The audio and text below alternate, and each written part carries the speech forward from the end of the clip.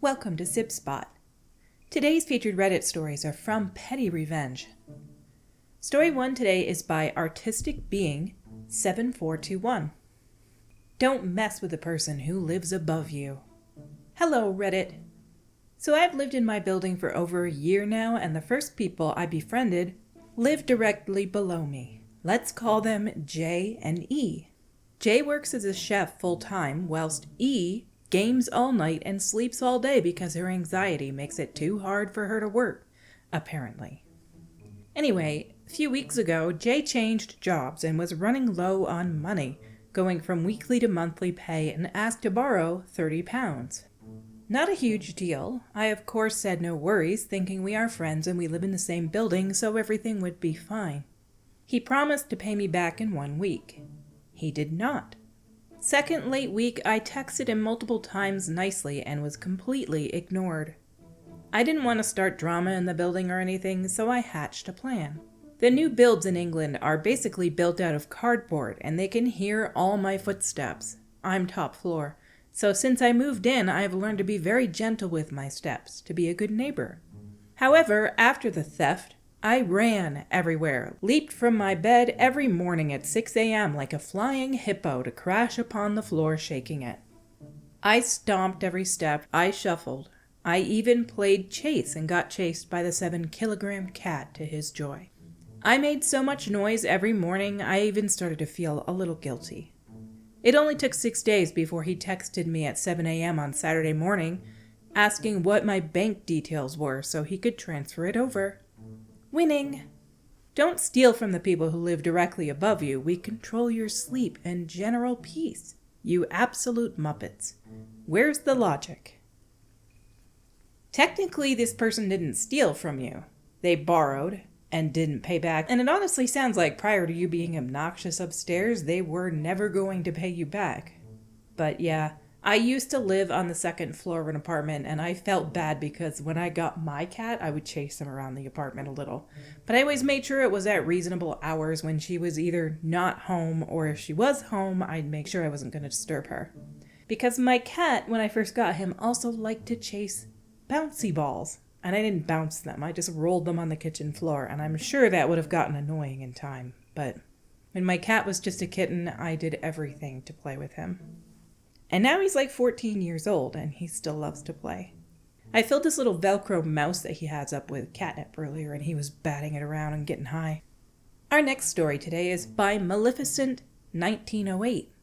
This is the level of petty we should all aspire to. Borrowed from local rants and raves. I'm not posting anonymously because I hope the person on the other side of this sees it and will know who I am. This morning, out running errands, I saw what appeared to be a cell phone in a parking lot near the Purple Cow, and sure enough it was. I took said phone, cleaned it up and put it to charge because it only had 12% battery left, and waited. Well, about 2 hours later the phone rings and I answer. Instead of inquiring as to whom I was and how I got the phone, the gentleman on the other side began cursing at me. Called me a thief and a no-good piece of crap. Went on to say how he was going to track the phone, and when he found me, he was going to reach up my posterior and pull my guts out. Well, sir, just so you know, your phone has a good charge, so you should be able to track it down and give you a head start. It's now somewhere off 112 eastbound between Pete's Highway and Juban exit. Good luck and feel free to contact again when and if you ever find it. Our first chat was so lovely. So this person thought their phone was stolen, taken directly from them, and they called the phone and told off the person. So they went out near a roadway, somewhere in the wilderness, and dropped it off since they were so rude to them. Kindness is always the best option when you're dealing with something like this. If you lose your cell phone and you call it, ask nicely, and there is a chance that they'll give it back to you. This reminds me of an incident, though, when I was a teaching assistant. I was working with a student who was walking home with his friend, and he dropped his cell phone and neither of them realized it. And then they got home and they called the phone, and the guy on the other end was like, I don't know what you're talking about. I've had this phone for like 5 months now. He just lied. It's a real shame that there are people out there that will do that sort of thing. People are either good people or they aren't, and My student back in the day unfortunately found somebody who basically stole his phone. Our next story today is by Basho Babanatry. I've just realized how petty I am. The toilet paper roll. My partner never replaces the toilet paper roll. Maybe never learned because before me, he was some magical merman whose butt was always cleaned by fish. I don't know. Leaves the holder empty, alone, exposed, cold. Annoys the F out of me, especially if I don't notice until I've sat. I resent him for the waddle walk to get new paper. No woman wants the penguin as their spirit bird. So recently, when I replaced the toilet paper roll, I put it on the wrong way and leave the roll unstarted. It looks immaculate. This way, he 1. Tries to use nice, pristine new roll. 2. Realizes he can't find the end. 3. Tries tearing off the edge the right way around, which doesn't work. 4. He either hacks into it sideways like some dyslexic bear or pulls the roll off, finds the end, tears it properly, and puts it back on. Just how I have asked him to do it, but he doesn't remember to actually do. But this way was 8 times as long, and I meant I stole 15 minutes of his poop game time. Justice.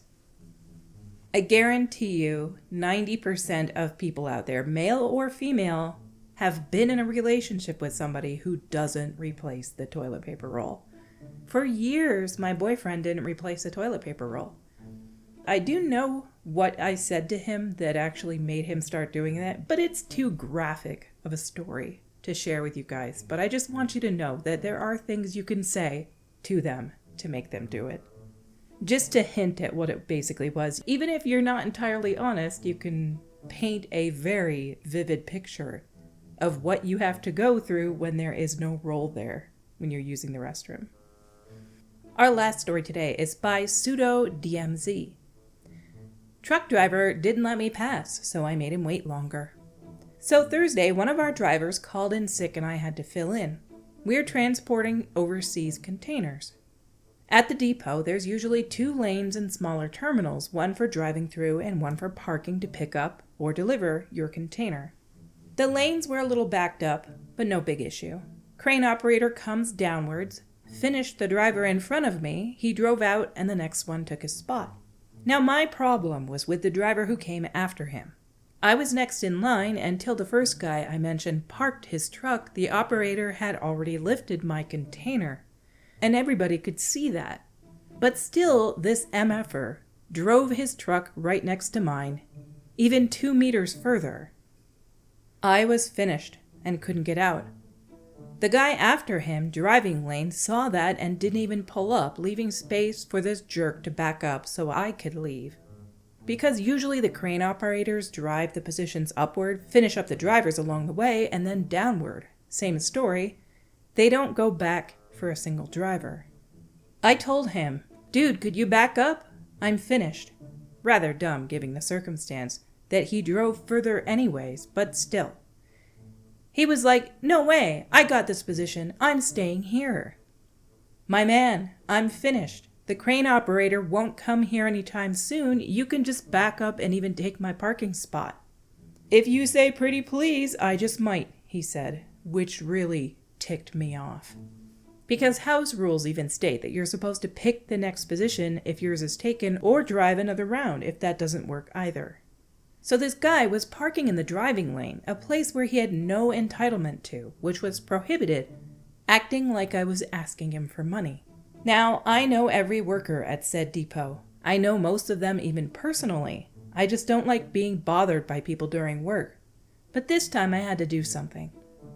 So I called the operator on his cell, instructed him to clear the guy in front of me so I could leave, and then told him what happened between me and the idiot to my left. I made sure he knew which truck I was talking about. "You see the guy, white truck, license plate XYZ? "Yeah, brother."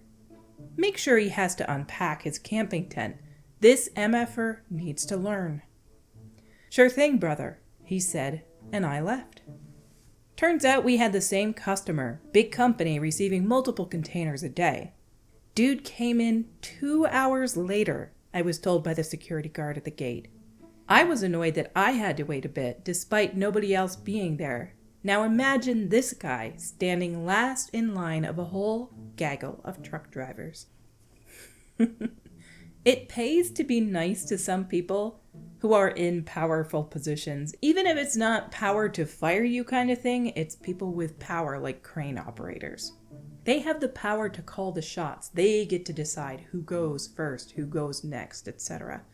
They made him wait 2 hours. That is pretty epic. Our stories for today have come to a close. Until we meet again, have an amazing day.